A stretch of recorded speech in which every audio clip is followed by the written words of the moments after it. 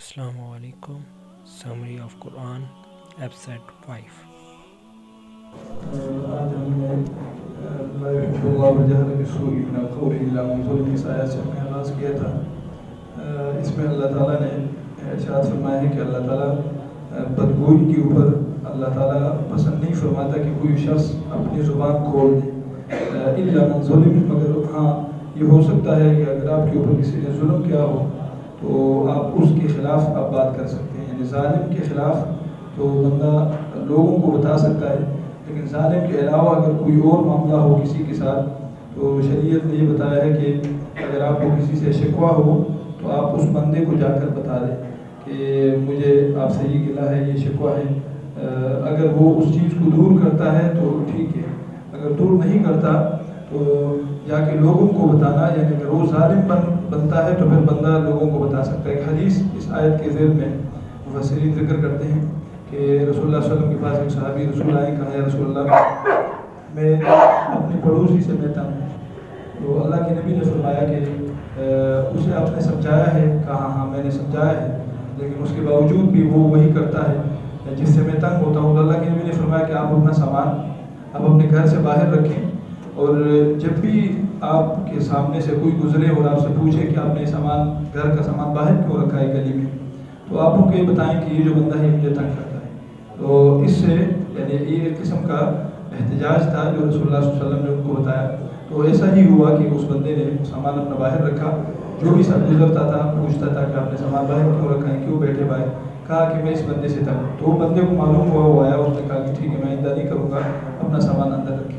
تو اس کا مطلب یہ ہے کہ اگر آپ کے اوپر کوئی ظلم کر رہا ہے تو ظالم کے خلاف آپ آواز اٹھا سکتے ہیں، لوگوں کو بتا سکتے ہیں. پھر اللہ نے فرمایا کہ اللہ تعالیٰ سننے والا بھی ہے اور جاننے والا بھی ہے. پھر اللہ تعالیٰ نے عقیدہ بیان فرمایا اہل کتاب کا. فرمایا کہ اہل کتاب یہ کہتے ہیں، یعنی مراد یہود اور نصارہ ہے، کہ ہم کچھ انبیاء کو تو ہم مانتے ہیں اور کچھ انبیاء کو نہیں مانتے. اللہ نے فرمایا کہ یہ کفر کا عقیدہ ہے، شرک کا عقیدہ ہے. مسلمانوں کا عقیدہ یہ ہے کہ والذین آمنوا باللہ ورسولہ ولم یفرقوا بین احد منہم. اللہ نے فرمایا کہ مسلمانوں کا یہ عقیدہ ہے کہ انبیاء میں فرق نہیں کرتے ہیں. یعنی فرق اس لحاظ سے کہ جتنے بھی انبیاء اللہ کی طرف سے آئے ہیں ان سب کو مسلمان مانتے ہیں کسی بھی فرق کے بغیر. درجات ہے انبیاء کے درجہ، جیسے ابراہیم علیہ السلام کا درجہ ہے باقی انبیاء میں، یا رسول اللہ صلی اللہ علیہ وسلم کا درجہ ہے. یہ درجات تو ہے، لیکن باقی جتنے بھی انبیاء آئے ہیں آدم علیہ السلام سے لے کر عیسیٰ علیہ السلام تک رسول اللہ صلی اللہ علیہ وسلم کو تو ماننا ہی ماننا ہے. لیکن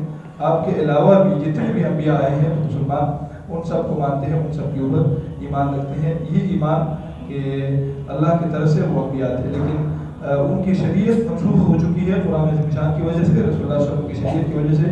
اس لیے ان کی شریعتوں کے اوپر ہم عمل نہیں کرتے ہیں، البتہ ان کی نبوت کو ہم تسلیم کرتے ہیں. پھر اللہ تعالیٰ نے بنی اسرائیل کے یہاں پر ذکر فرمایا، اور بہت ساری قباحتوں کا اللہ تعالیٰ نے یہاں پر ذکر فرمایا ہے.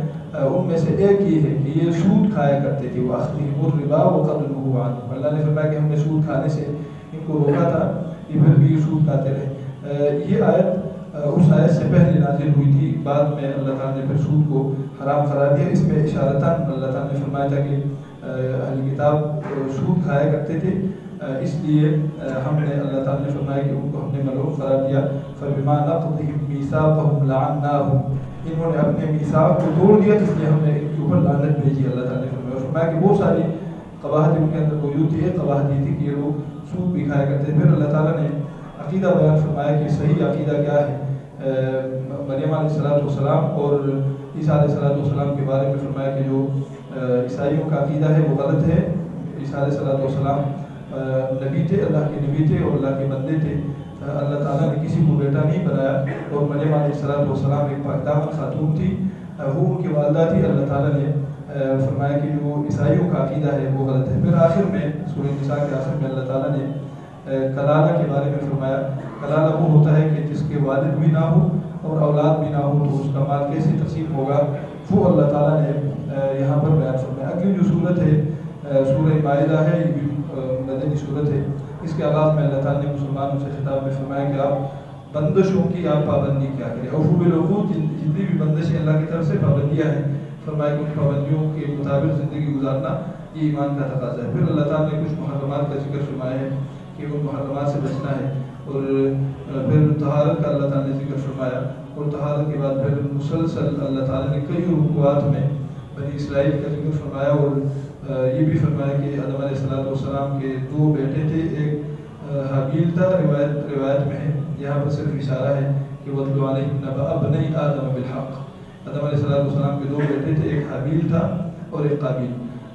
دونوں نے اللہ تعالیٰ نے فرمایا کہ دونوں نے قربانی پیش کی, ایک کی قربانی قبول ہو گئی, دوسری کی قبول نہیں ہوئی.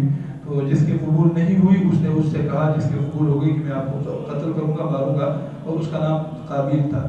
تو اللہ نے فرمایا کہ ایسے ہی اس نے کیا کہ اس نے اپنے بھائی کو مار ڈالا. اور رسول اللہ صلی اللہ علیہ وسلم نے فرمایا کہ جتنے بھی لوگ آج تا قیامت قتل کریں گے اس میں قابیل کا حصہ ہوگا. پھر اللہ تعالیٰ نے فرمایا کہ شریعت میں اللہ تعالیٰ نے یہ فرمایا ہے کہ جس نے ایک فرد کو قتل کیا گویا اس نے پوری انسانیت کو مارا. من قتل نفسا بغیر نفس او فساد فی الارض فقد قتل الناس جميعا. اور اگر کسی نے کسی ایک بندے کی جان بچائی, یہاں پر مسلمان نہیں ہے, یہاں نفس کا ذکر ہے. اللہ تعالیٰ نے اسے ہم یہ اندازہ لگا سکتے ہیں کہ کوئی بھی نفس کو مارنا شریعت میں گناہ ہے, حرام ہے. اللہ تعالیٰ نے فرمایا کہ پوری انسانیت کو مارنے کے مترادف ہے. پھر اس کے بعد اللہ تعالیٰ نے ایمان والوں سے خطاب میں فرمایا کہ ایمان والوں اللہ سے ڈرو اور اس کے لیے وسیلہ تلاش کرو. یہ کیسی آیت ہے, یہ قابل وضاحت ہے. وسیلہ اللہ تعالیٰ نے حکم کیا ہے کہ اللہ کے سامنے آپ وسیلہ پیش کرو. اب وسیلے سے مراد کیا ہے؟ رسول اللہ صلی اللہ علیہ وسلم نے فرمایا کہ وسیلے سے مراد اپنا عمل ہے, کسی اور کا عمل نہیں. جیسے ہم یہ کہیں کہ ہم تو بڑے گناہ گار ہیں لیکن رسول اللہ صلی اللہ علیہ وسلم کی امت میں ہے تو یہ اللہ ہمیں بخش دے, یہ وسیلہ نہیں ہے. وسیلہ یہ ہے, ظاہر بات ہے کہ امت میں ہم بھی شامل ہیں اور امت اجابت میں کافر بھی شامل ہیں. ہم امت مسلمہ ہیں, یعنی ہم نے ایمان ہم رسول اللہ صلی اللہ علیہ وسلم کے اوپر لائے ہیں, لیکن جو دوسرے ہیں کافر ہیں وہ بھی رسول اللہ صلی اللہ علیہ وسلم کی امت میں شامل ہیں. تو یہ کہنا کافی نہیں ہے کہ ہم یہ کہیں کہ ہم رسول اللہ صلی اللہ علیہ وسلم کی امت میں شامل ہیں اس لیے ہمیں بخش دیں. وسیلے سے مراد ایک حدیث میں رسول اللہ صلی اللہ علیہ وسلم نے فرمایا کہ وسیلہ نیک عمل ہے, اپنا نیک عمل. اس آیت کے ذیل میں مفسرین حدیث الغار کا حوالہ دیتے ہیں. حدیث الغار بنی اسرائیل میں 3 لوگ تھے, سفر پہ جا رہے تھے, بارش تیز شروع ہوئی, انہوں نے غار میں پھیلائی اور اتنی بارش ہوئی کہ اس غار کا منہ, یعنی یہ اندر تھے اور اس کے منہ پر ایک پتھر آیا بہت بڑا اور اس کا منہ بند ہو گیا. انہوں نے بڑی کوشش کی نکلنے کی لیکن نہیں نکل سکی. پھر آپس میں انہوں نے مشورہ کیا کہ اب موت کے علاوہ کوئی راستہ نہیں ہے, ہم اس غار کے اندر ہی رہیں گے. تو ایسے کرتے ہیں کہ اللہ کے سامنے اپنے اعمال کو وسیلہ بنا دیتے ہیں تاکہ اللہ تعالیٰ اس مشکل سے ہمیں نجات دلائے. تو انہوں نے ہر ایک نے اپنا نیک عمل وسیلہ بنایا. تینوں بندوں نے اپنا نیک عمل, لمبی حدیث ہے, اپنا نیک عمل وسیلہ بنایا اور اس کی بنیاد پر اللہ تعالیٰ نے اس پتھر کو ہٹایا اور وہ بحفاظت نکل آئے. اس کا مطلب یہ ہے کہ اگر اپنا عمل درست نہ ہو تو ہم جیسے ابو لہب کا ذکر ہوا, ابو لہب رسول اللہ صلی اللہ علیہ وسلم کا رشتے میں چچا ہے, لیکن ابو لہب کے بارے میں اللہ تعالیٰ نے فرمایا کہ تبت یدا ابی لہب وتب. تو یہ کہنا کہ میرا تعلق سادات سے ہے, میں سید ہوں یا عوام ہوں یا عباسی ہوں, یہ بہت بڑا اعزاز ہے جو اللہ تعالیٰ نے اگر کسی کو دیا ہے. لیکن سید یا عوام یا عباسی یا علوی, یعنی ان کا مطلب یہ ہے کہ ان کے اوپر پابندیاں ہیں کہ انہوں نے رسول اللہ صلی اللہ علیہ وسلم کی سیرت کا لاج رکھنا ہے کہ ان کا تعلق اس خاندان سے. اس لیے کہ رسول اللہ صلی اللہ علیہ وسلم نے حضرت فاطمہ کو فرمایا کہ سلیمی ما شئت یا فاطمہ. فاطمہ سے رسول اللہ صلی اللہ علیہ وسلم محبت کرتے ہیں, ہر باپ اپنے اولاد سے محبت کرتا ہے, لیکن رسول اللہ صلی اللہ علیہ وسلم کی محبت حضرت عائشہ فرماتی ہے کہ میں نے ایسی محبت نہیں دیکھی باپ بیٹی میں اور یا باپ بیٹے میں جس طرح محبت رسول اللہ کی تھی حضرت فاطمہ کے ساتھ. لیکن فاطمہ کو کیا فرماتے ہیں, سلیمی ما شئت یا فاطمہ. فاطمہ آپ نے مجھ سے جو مانگنا ہے آپ دنیا میں مانگ سکتی ہے, لیکن میں قیامت والے دن بحیثیت والد کہ میں آپ کا والد ہوں, میں آپ کے لیے کچھ کر نہیں سکوں گا. اس کا مطلب یہ ہے کہ انسان کا جو اپنا عمل ہے وہی وسیلہ ہے. اور یا دوسری حدیث میں فرمایا کہ اذا مات الانسان انقطع عمله الا من ثلاث, جب انسان فوت ہو جاتا ہے تو اس کے سارے اعمال ختم ہو جاتے ہیں, 3 اعمال باقی رہتے ہیں. تو یہ جو 3 اعمال ہے یہ بھی بنیادی طور پر یہ بھی انسان کا اس میں اپنے عمل کا کردار ہے. ایک عمل یہ کہ رسول اللہ صلی اللہ علیہ وسلم نے فرمایا کہ کسی نے نیک اولاد کو چھوڑا ہو تو اولاد خود بخود نیک نہیں ہوتی ہے, والدین ان کو نیک بنا دیتے ہیں. تو اس میں انسان کا اپنا عمل ہے. اور یہاں صدقہ جاریہ, صدقہ جاریہ کا مطلب یہ ہے کہ کسی نے مسجد بنائی ہے, مدرسہ راستہ بنایا ہے, اسپتال بنایا ہے, تو جب تک وہ مسجد آباد ہے, وہ راستہ آباد ہے, تب تک ان کو ثواب ملتا رہے گا. یہ بھی انسان کا اپنا عمل ہے. اور یا علم ہے, اس نے کسی کو سکھایا, تو یہ جو علم سکھانے کا یہ انسان کا اپنا عمل ہے، اس لیے اپنے عمل کے بغیر کسی کا عمل کسی کو کوئی فائدہ نہیں دیتا. تو یہاں سے مراد الیہ الوسیلہ، وسیلہ سے مراد اپنا عمل ہے کہ اللہ تعالیٰ کے سامنے اپنا نیک عمل وسیلہ کرو، پھر اللہ تعالیٰ آپ سے راضی ہو جائے گا اور اللہ تعالیٰ کی بخشش فرمائے گا. اس کے بعد پھر اللہ تعالیٰ نے چور کی سزا کا ذکر قرآن مجید میں فرمایا کہ اگر کوئی چور چوری کرتا ہے تو اس کی سزا جو ہے وہ ہاتھ کاٹنا ہے. لیکن یہ افراد کا کام نہیں ہے، یہ ریاست کا کام ہے. اگر ریاست عمل نہیں کرتی ہے تو افراد پہ حق حاصل نہیں ہے کہ یہ حد، اس کو حد ہم کہتے ہیں کہ یہ اللہ کی حدود میں سے ہے کہ افراد حدود کو نافذ کریں، یہ ریاست کا کام ہے. اس کے بعد پھر اللہ تعالیٰ نے فرمایا کہ یہ قرآن شمشان اللہ تعالیٰ نے صرف پڑھنے کے لیے، ثواب کے لیے نہیں اتارا ہے، بلکہ اس میں ایک نظام ہے، اور اس نظام کے مطابق اگر لوگ اپنے فیصلے نہیں کریں گے تو فرمایا کہ وَمَن لَّمْ يَحْكُم بِمَا أَنزَلَ اللَّهُ فَأُولَٰئِكَ هُمُ الْكَافِرُونَ. 3 مرتبہ یہ فرمایا جو ما انزل اللہ پر اپنے فیصلے نہیں کرتے ہیں. ما انزل اللہ سے مراد قرآن شمشان ہے کہ جو اللہ نے نازل کیا ہے، تو وہ لوگ کافر ہیں، وہ ظالم ہیں، وہ فاسق ہیں. 3 مرتبہ اللہ تعالیٰ نے یہ آیات کے اندر ذکر فرمایا. پھر اللہ تعالیٰ نے قصاص کا ذکر فرمایا کہ ہم نے قصاص لازم کیا ہے کہ نفس کے بدلے نفس ہے، آنکھ کے بدلے آنکھ ہے، ناک کے بدلے ناک ہے، اور کان کے بدلے کان ہے، اور دانت کے بدلے دانت ہے، اور جروح قصاص، اور جتنی بھی زخم ہے تو زخم میں بھی مساوات ہے، برابری ہے. اس کے بعد پھر اللہ تعالیٰ نے ہمیں حکم دیا کہ ایمان والو آپ نے یہود اور نصارہ کو دوست نہیں بنانا. لا تتخذوا اليہود والنصارى اولیاء. اور اللہ تعالیٰ نے وجہ بیان فرمائی اس لیے کہ ایک دوسرے کے دوست ہے، آپ کے دوست نہیں ہو سکتے. اور آج ہمارے سامنے ہے یہ بات کہ یہودی اور عیسائی آپس میں دوست ہیں، اس لیے کہ وہ اکٹھے ہو گئے مسلمان کے خلاف. یہ قرآن نے 1400 سال پہلے ہمیں فرمایا ہے کہ آپ ان سے دوستی نہ کریں، یہ آپ کے دوست نہیں ہو سکتے.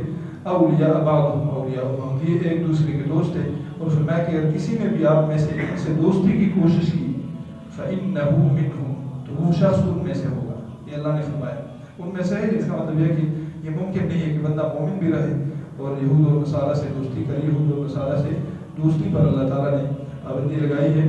اور یہ آیت نمبر 51 ہے، یہ ہم خود بھی پڑھ سکتے ہیں. اس کا ترجمہ بالکل واضح ہے. لا تتخذوا اليہود والنصارى اولیاء. اولیاء ولی واحد ہے اور اولیاء جمع ہے. اور فرمایا کہ وَمَن يَتَوَلَّهُم مِّنكُمْ، اگر آپ میں سے کسی نے بھی دوستی کی ان کے ساتھ فَإِنَّهُ مِنْهُمْ.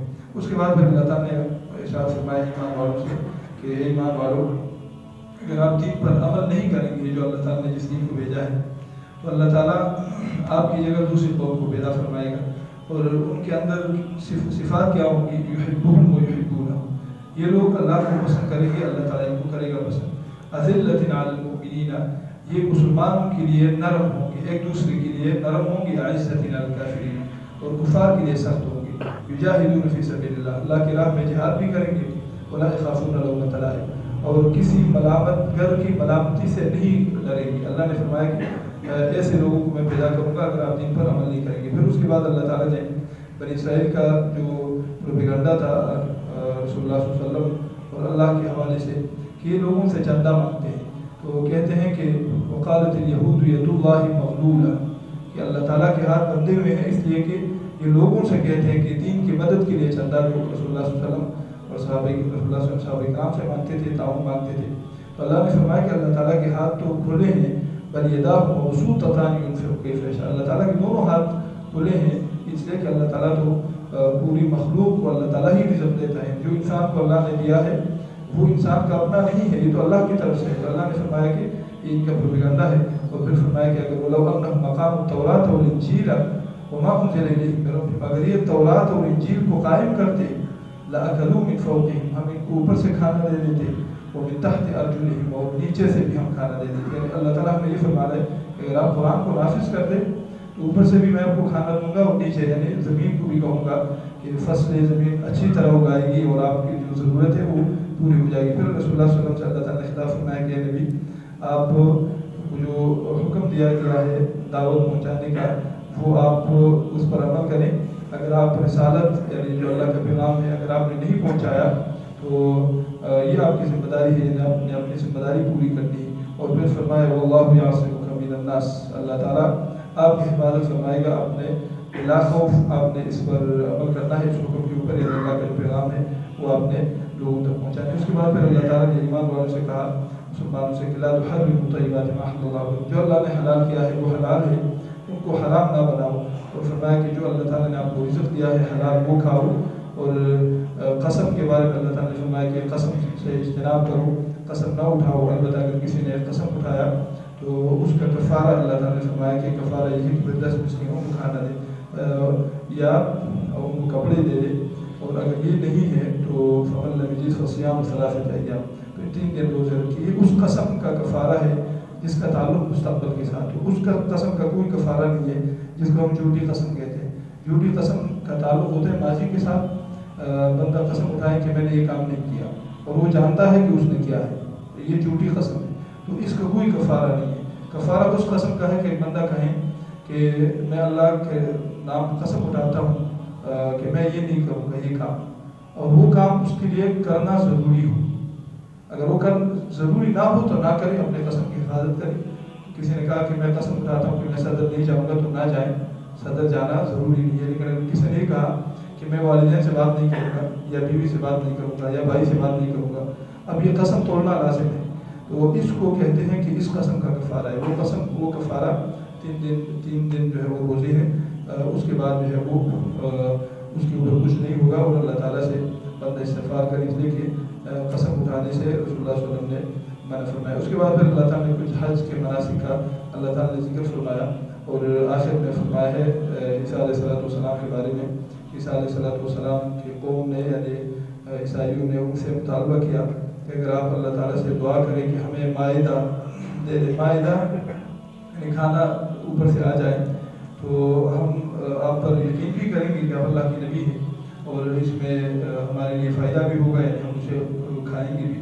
انہوں نے روکا بھی کہ آپ ایسے نہ کریے، اگر آپ بعد میں پھر انکار کریں گے تو اللہ تعالیٰ آپ کے اوپر عذاب مسلط کرے گا۔ لیکن ان کی اصرار کے اوپر عیسیٰ علیہ السلام نے اللہ تعالیٰ سے دعا کی کہ اللہ جو دسترخوان ہے وہ آپ نازل فرما دے، تکون لنا عیدا، یہ ہمارے لیے خوشی کا باعث ہوگا اگر آپ نازل کر دیں۔ اللہ نے فرمایا ٹھیک ہے میں نازل کرنے لگا ہوں، لیکن اگر کسی نے اس کے بعد انکار کیا فإني أعذبه عذابا لا أعذبه أحدا من العالمين، میں سخت عذاب دوں گا، اور اس عذاب میں کسی کو نہیں دیا ہوگا۔ اللہ تعالیٰ سے